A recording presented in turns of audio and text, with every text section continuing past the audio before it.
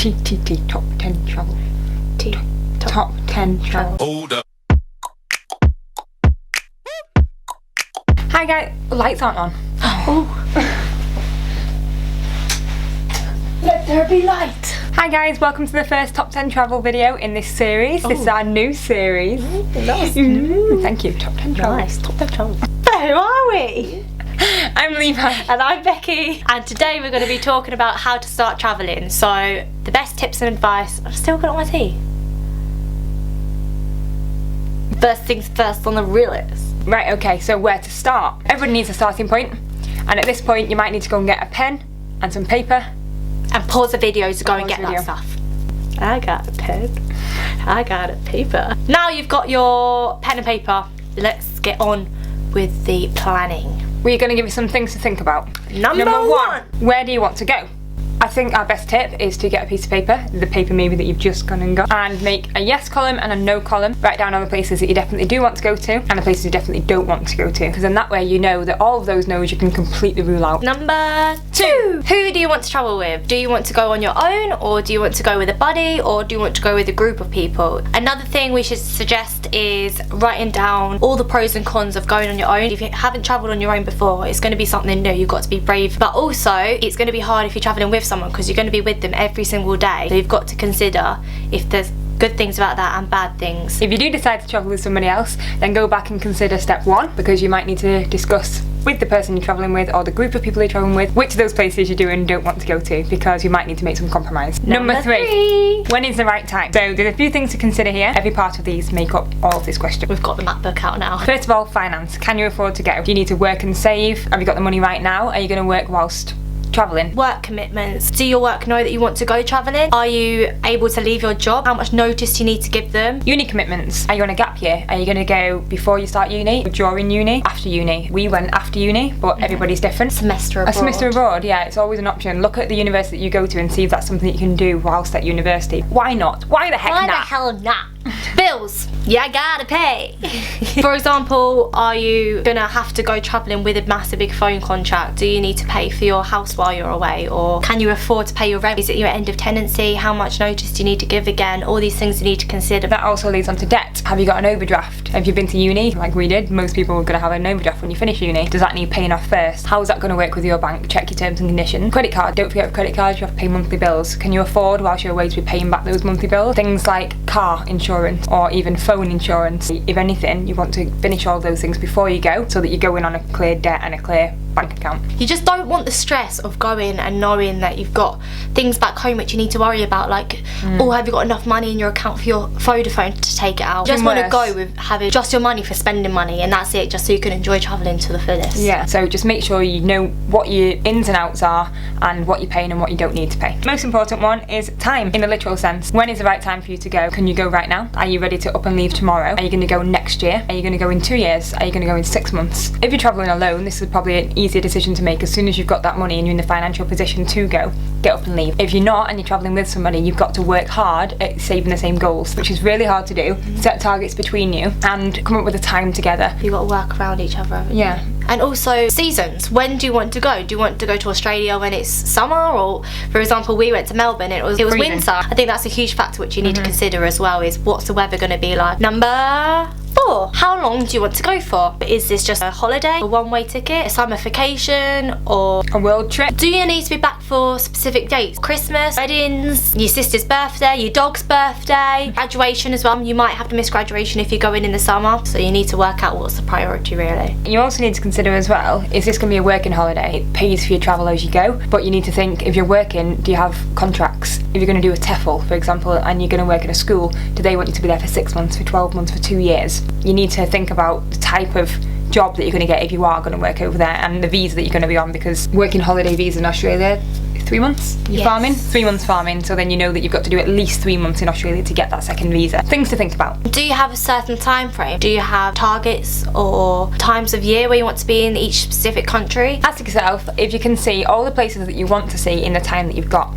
So is 1 year going to be too long because you're only going to one place and you don't want to stay in that one place for a whole year? Or is 3 months going to be too short because you're going to 15 countries and you're going to only have 1 day in each place? You need to consider how many places you want to see with how many days you've got. On average, we've probably spent maybe 3 days in each place, which doesn't sound like a lot. Minimum, yeah. That's obviously when you're travelling through places like Asia where there's a lot of places to see. Like going back to number 1, this is dependent on the countries you want to go to because some countries are a lot more expensive than others, and that is definitely a factor in part of it, is money. Question number 5. Are you a backpacker or a flashbacker? Now, you might have never heard of the term flashbacker before, but if you are already a backpacker and you have already done some travel, you'll know that a flashbacker is a posh backpacker. Basically, are you going to stay in a hotel or a hostel? Are you going to carry a backpack or a suitcase? Are you going to spend money going out to restaurants, or are you going to cook your own food?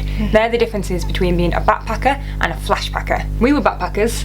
We were backpackers. Yes, backpacker's a budget option. If you're going to go with the money you've got and you're going to hold it tight in your fist and you're going to try and stretch it as far as possible, you're a backpacker. If you're booking private rooms for yourself, then you're splashing out. But it's okay to be a backpacker and stay in nice hostels. Sometimes that's probably the best option because you can get them for about £4 a night, whereas you're going to be paying around $30 in Australia for a dorm bed. Sometimes just because you treat yourself, it doesn't mean that you're wasting your money. I think it's good that you do that because sometimes you need breaks from hostels. That being said though, you can be a flashbacker for part of your trips. You're not one or the other. You need to figure out where that boundary is. Number 6. How are you going to book? Are you going to get a one-way ticket and just hope for the best and see where travelling takes you? Are you going to book with a travel agent, for example STA Travel, who we booked with? Are you going to do a group tour, or are you going to do it yourself? Or are you going to do a package holiday? Package holidays, they can be done. We've met a few people who have done them. Personally, we wouldn't recommend them if you're looking at being a backpacker maybe. For example, I did a package holiday a couple of years back. I booked a holiday for a week in Greece, got the flight out there, we stayed in the hotel for that first week, and during that week we found accommodation to stay elsewhere. It's good if you are travelling alone maybe, because then you know that you've got somewhere to turn up to and you've kind of got it all sorted. The only thing is you have that return flight there. We use that as a safety net in case we couldn't find accommodation. So in that week we searched until we found somewhere to live, and if we hadn't have found somewhere to live, we'd have got that flight home. But then if you do find somewhere to live, you just call up the airline and you say, sorry, I can't make the flight. You lose that money, you don't get the money back, but that's a kind of risk that you're going to have to take. In this option, I think we'd recommend just getting a one-way flight and just hoping for the best. Maybe booking a couple of nights on booking.com, on Agoda, knowing you've got somewhere to stay when you get there and going from there, because it's definitely doable. Number 7. Oh, you always do that. I don't think you can count. Oh my gosh. Try again. Number 7. How to budget. Can you afford to pay for your flight now? You might have £1,000 in your account, great, and you want to get that flight booked. But have you got other outgoings? You want to be in the financial situation that you can book a flight and you can still afford to live your life. Have a quick look online. There's loads of comparison sites out there. We sometimes use Skyscanner. See what the prices are so you've got a rough estimate. For example, Australia's usually somewhere between £500 to £700. If you're going one way, you can get them for as cheap as £400. Also, if you do book your flights through STA, don't stress. You don't have to pay all that money up front. It's like 1,500 ours did, which was amazing for one whole year around the world. You can do it in installments. Budget maybe a certain amount each month to pay off little bits as soon as you've got things sorted. I think it's important to set yourself goals, weekly and monthly goals. Put aside money. For example, Becky drove, she knew that she needed £30 petrol, so put aside £30 from your wages for that week. Put aside £15 for your lunches, put aside £20 for the weekend to go to the cinema or go for a drink with your friends or out for dinner, and that's it. Obviously, if you've got commitments with things like rent and bills, we're not saying stop paying your bills, we're just saying put aside the money you need to spend and then leave it there. Anything extra, move over 100%. You're going to see your savings start adding up as well, and then you're going to be like, oh, it's actually getting a lot more. Rather than keeping it in your current account, move it into a savings account. You'll soon see that going up. It's going to motivate you a lot more. It's going to help you out a lot. Set yourself monthly and weekly targets of saving as well. If you can't do it the other way, where you're just spending the money you need to spend and you're the kind of person that still needs to treat themselves every now and again to feel good, just set yourself a little goal. So say, okay, I'm going to go and treat myself, even if it's to go shopping for your travelling clothes. You're feeling good about shopping, but it's something useful, something you're going to need down the line. Just tell yourself, okay, I've got a budget, I can only spend £60, I can only spend £10. So that way you know that each week you're sticking to these budgets, you're never spending more than the money you've got. Another thing we did, which was really helpful, was if you have Christmas, your birthday, any kind of days coming up, get presents off people or something, find the links for whatever you need for travelling and just send them the direct link and then they can get it for you. Ask people to get you certain things instead of trying to worry about getting them yourself. Travelling tip. Get a pot of dreams. They are amazing. They're a little on the expensive side, but you can get cheap fake ones from B&M Bargains or Poundland. They're basically just China Pots. piggy banks, but you can't get anything out of them, so you have to smash them. Now these are really good. We just put notes in and £2 and £1 coins, and we ended up saving about £700 in it. Honestly, when you open it, it's the best feeling ever. And then that goes in your savings. You don't spend that money. Number 8. I had to look at my fingers. Book an appointment with the travel agent. For example, STA are a really good student agency. But the reason why is they tell you more about travelling. They'll give you more guidance and advice. They'll talk to you about the cost breakdown of the areas you want to go to. If you take the list of countries you wrote down before, they'll be able to tell you more about those countries and kind of personalise it to your specific needs. And they'll be able to tell you more about your visas, your insurance, your jabs, the flights. Go with a list of questions and they'll be able to answer them all. A lot of them have actually gone travelling themselves before, and they can recommend you on how long to spend in each place as well. Definitely book an appointment because it will make you feel a lot better and more excited as well. It makes you think that something's actually going to happen. What we'll do, guys, is we'll put the link in the description below so you know where to look when you're looking for STA. A direct route to your direct route. Number 9. Number 9.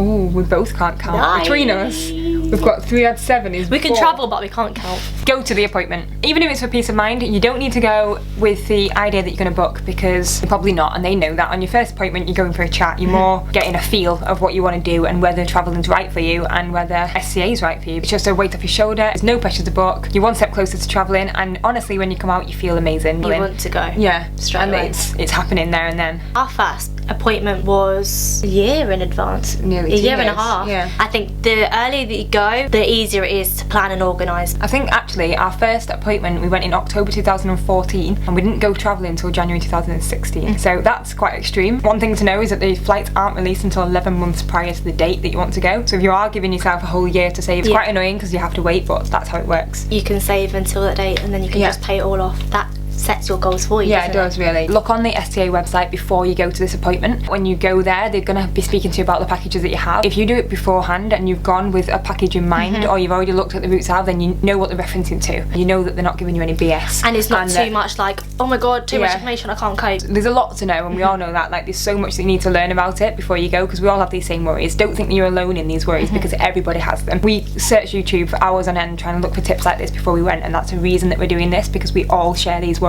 Look on the website, they've got loads of information on there, they've got loads of routes on there. See if any are right for you. So when you walk into that building, you can say, listen, I've found this package, I've looked at this, I've looked at this, and this is how I want it to work. But just because we booked a year in advance, don't feel like, oh no, I'm way too late now, I can't go travelling, I was thinking of going in 5 months time. There is no right answer as to when to go travelling and how to go travelling. It's complete personal experience and preference. So you can go in a few months time, but it's just going to be a bit harder and a bit more jam-packed. But if you're willing to take that on, then go for it. Do it how you want to do it. We wish that we could have done a top 10 travel and gone, number 1, do this, number 2, do this. This is how you travel. Yeah, it's but there's no way to travel. To travel, you could be going in the same country just an hour away, or you can go to the other side of the world. It's all travel, and there's 1,000 ways to do it. There's 1,000 people you're going to meet. There's 1,000 different answers, and everybody's going to tell you a different one. This is just our opinion on this. Travelling would be boring if not. What's the point if everyone's experience is exactly the same? Exactly. Number 10. Get it booked! What are you waiting for? Okay guys, so like we said, no right answer. It's all down to you and what you do with your travel experience, because nobody else is doing that experience with you unless you're travelling with somebody. But it's every experience is different. Like me and Becky went travelling together. Becky loved some places, I hated some places. You still have your own experience even if you're travelling with another person.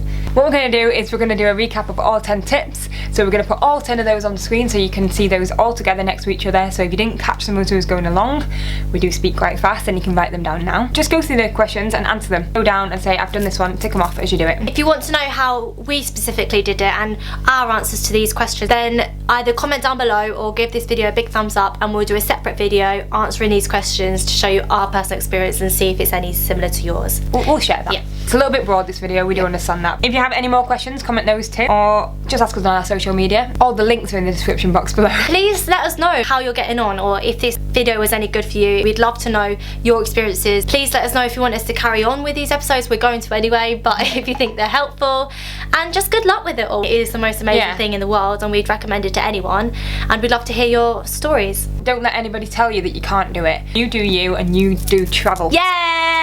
Bye guys. Bye, love you.